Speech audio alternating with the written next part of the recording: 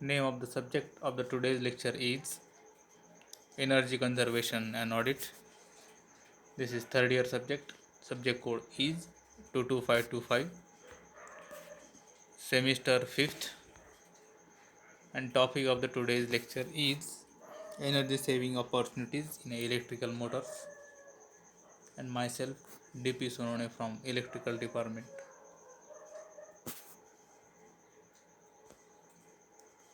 Now, as the topic of the today's lecture is energy saving opportunities in electrical motors. When we considering energy efficiency improvements to facilities motor systems, a system approach incorporating pumps, compressors and fans must be used in order to attain optimal saving in and a performance. Energy efficient motor use less electricity, run cooler and often last longer than the NEMA, that is National Electrical Manufacturer Association. B motors of the same size does. A motor that is 85% efficient converts 85% of the electrical energy input to the mechanical energy. Means the energy efficient motor which is a more efficient than that of ordinary motors.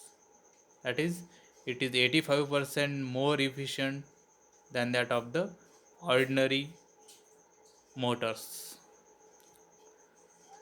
The energy efficient motor reduces the losses. That's why this type of motor is known as a energy efficient motor.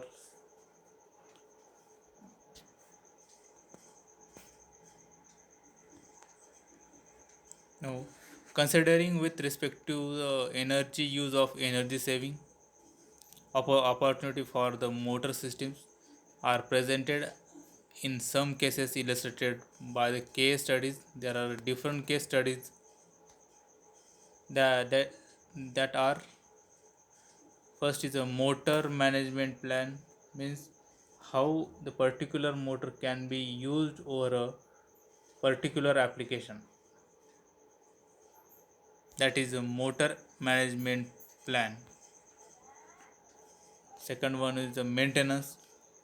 By providing maintenance to the particular motor, by using maintenance, the different losses of the motor can be reduced and life of that particular motor can be increased by doing the maintenance. Third one is by using energy efficient motor. By using energy efficient motor, where the energy efficient motor is used, the efficiency of that particular location can be increased. Fourth one is the rewinding of a motors. If the winding of the particular motor is get burned at that time, the rewinding is done properly. By doing proper rewinding, the different losses of the motor can be reduces. Now fifth one is a proper motor sizing. For particular application, proper motor can be applied, and by using proper motor, the losses can also be reduced. Sixth one is you using adjustable speed drives, that is ASD. By using adjustable speed drives for different purposes, by adjusting different speeds for different applications. Seventh one is a power factor correction. As we know that the different loads having a different power factor, that is capacitive having a leading power factor, inductive having lagging power factor. As the we are using a induction motor, that's why that there is the lagging power factor, and if there is a losses is occurring, that's why the power factor of the particular site get lagging. So the power factor should be corrected by using capacitor bank if there is a losses occurring. Now minimizing the voltage unbalances. If the in a particular system there is the voltage unbalance is occurring, that's why there is a losses may occur. So by minimizing voltage unbalances, the losses can be minimized.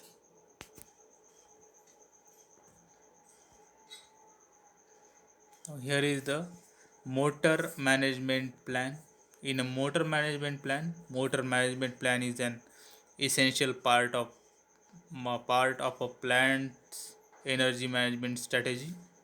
Having a motor management plan in a place can help companies realizing a long-term motor system energy saving and will ensure that motor failure are handled in a quick and cost effective manner.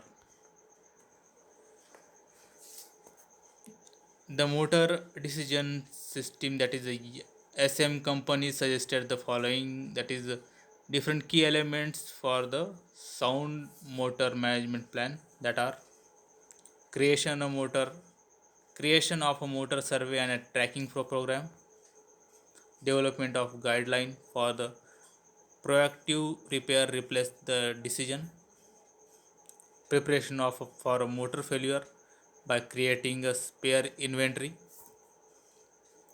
development of the purchasing specification, development of a repair specification, development and the implementation of a predictive and a preventive maintenance program.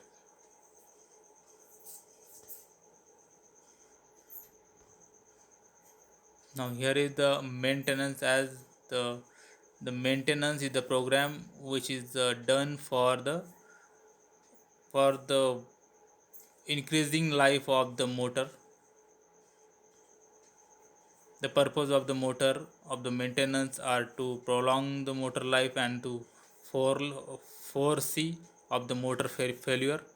The motor maintenance measures can be therefore be categorized as either the preventive or the predictive maintenance. Now the purpose of the predictive motor maintenance is to observe the ongoing motor temperature, vibration, and other operating data to identify when it becomes necessary to overhaul or the replace a motor before the failure occurs. Means in case of predictive maintenance, when motor is going to running at that time, it observe, that is how the temperature is going to increase, how the vibration is occurring, and different conditions occurring over the motor, and replace that part before the failure occurs. The saving associated with an ongoing motor maintenance program could range from 2% to 30% of the total system energy use of the motor. Now here is third one is the energy efficient motor. As the motor suggests that the energy efficient motors are the motors in which the maximum output is get when input is provided to the motor. That as we know that the output of the motor is the mechanical, it gets the maximum output at the output side of the motor. That's why this type of a motor is known as the energy efficient motors. The energy efficient motors reduces the energy losses throughout the improved design, better material, tighter tolerances, and improved the manufacturer techniques. With the proper insulations, torque efficient motors can also be stay cooler, may help to reduce the facility heating loads, and have higher service factors, longer bearing life, longer insulation life, and less vibration. These are the different factors by which we can reduces the different losses which are occurring in the motors. In general, The premium efficiency motors are the most economically attractive when replacing motors with an annual operation exceeding 2000 hours per year. Sometimes, even the replacing an operating motor with an premium efficiency model may have a low payback period. By using a premium efficiency motor, we can maximum efficiency of the motor can be achieved.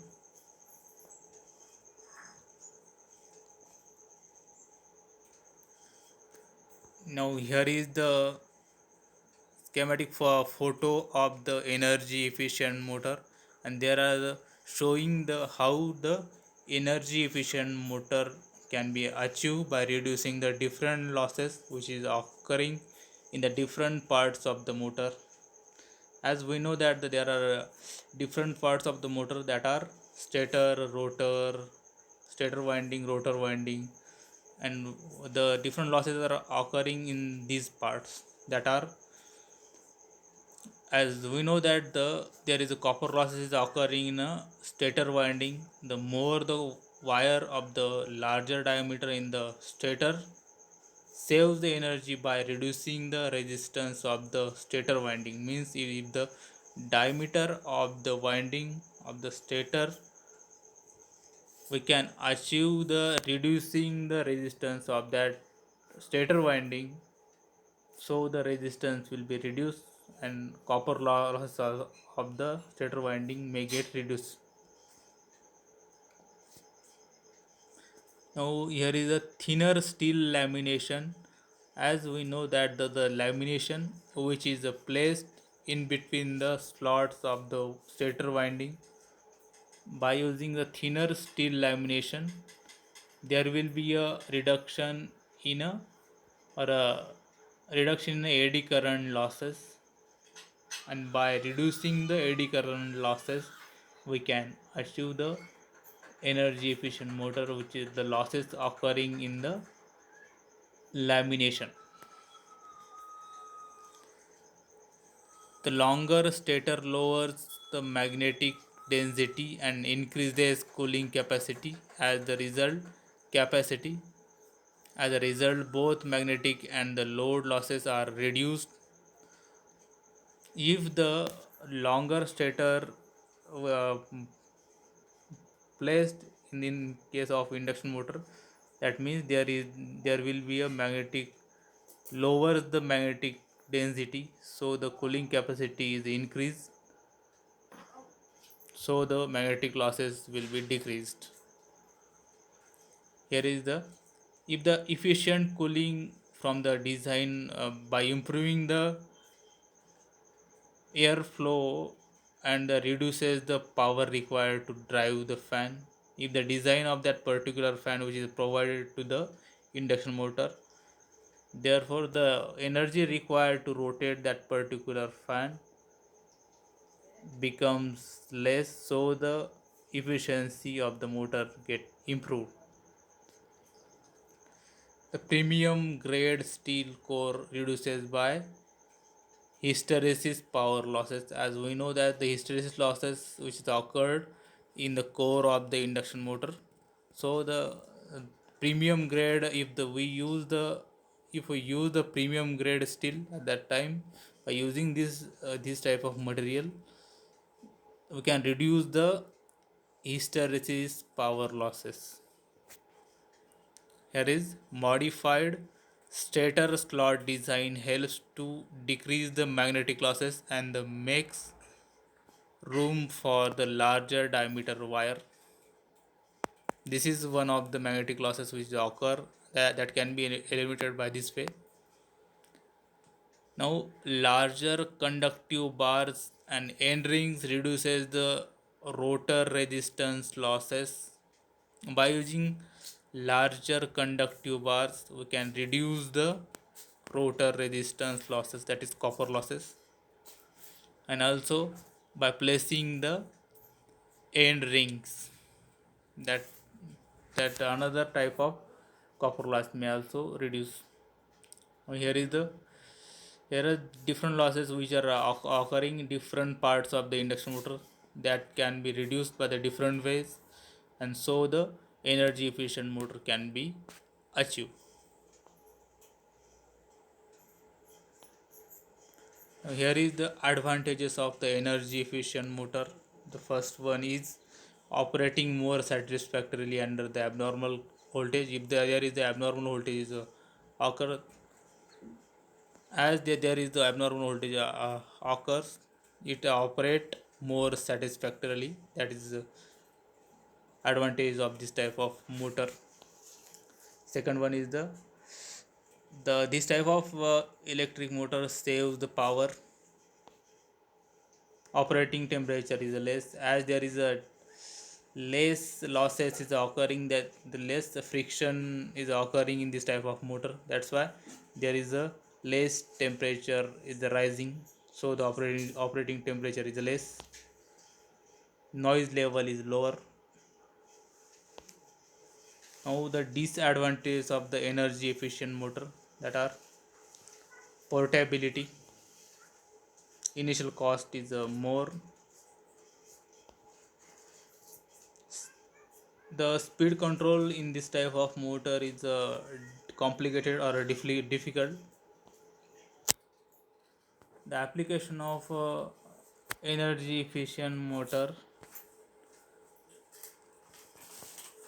such a type of motor can be used in industrial applications such as paper handling, textile machine, etc.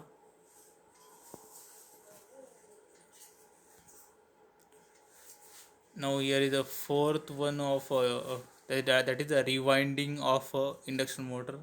By this way we can achieve the, in the some cases it may be cost effective the rewinding of a existing energy efficient motor instead of purchasing the new motor. As a rule of a thumb, when rewinding cost exceeds 60% of the cost of the new motor, purchasing a new motor may be better the choice. If, as we know that the if the induction motor windings get burned at that time, if the cost of the rewinding of the motor is increased 60% of the new motor, at that time it will be better to purchase the new motor.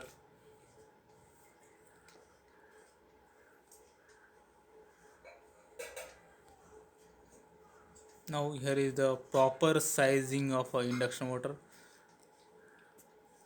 It is the persistence math that the oversized motor, especially motors operating below 50% of the rated load, are not efficient and should be immediately replaced with the appropriately sized energy efficient unit. In actually, several pieces of information are required to complete an accurate assessment of energy saving. A motors in the larger sizes ranges can operate with a reasonably high efficiency at the loads down to the 25% at the rated load.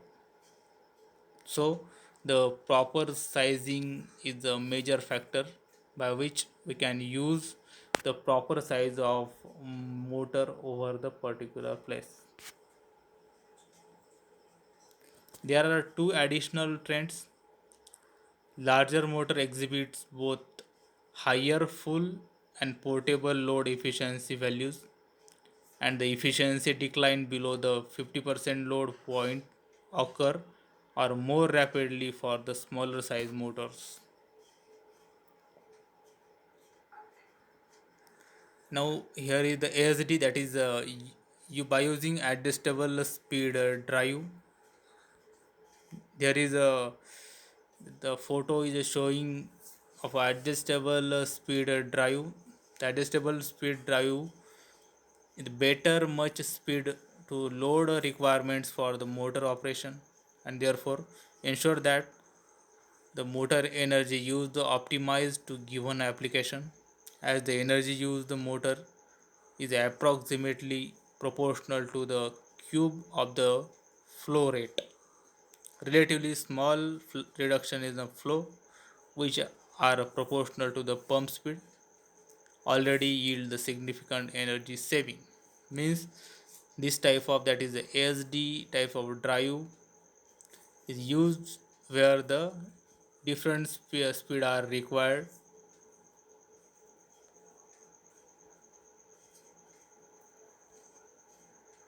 Now, power factor correction. As we know that the power factor is the ratio of working power to the apparent power. It measures how the effectively electric power is being used.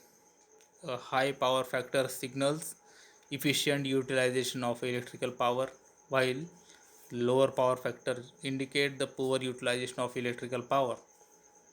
The power factor can be corrected by minimizing the idling electric motor, or a motor that is a turn off or consumes no energy, replacing motors with the premium efficient motors, and ins- installing capacitors in the AC circuits to reduce the magnitude of reactive power in the system.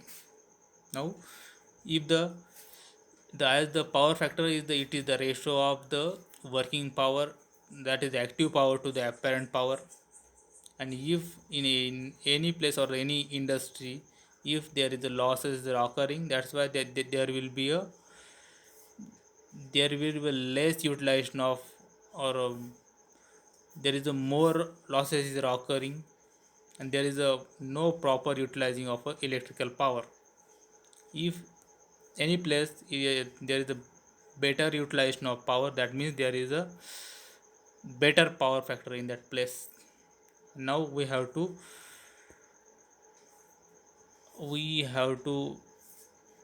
correct the power factor, or the lead the power factor. To lead the power factor, we have to place a capacitor across the load.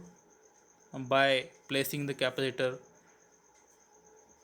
across the load, we can lead the power factor of that particular industry.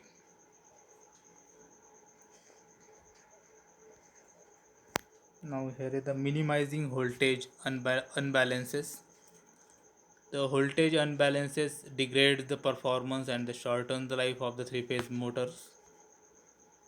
A voltage unbalances causes the current unbalances, which will result in a torque pulsation, increase in vibration and mechanical stresses, increase in losses, and motor overheating, which can be reduce the life of the motor winding insulation.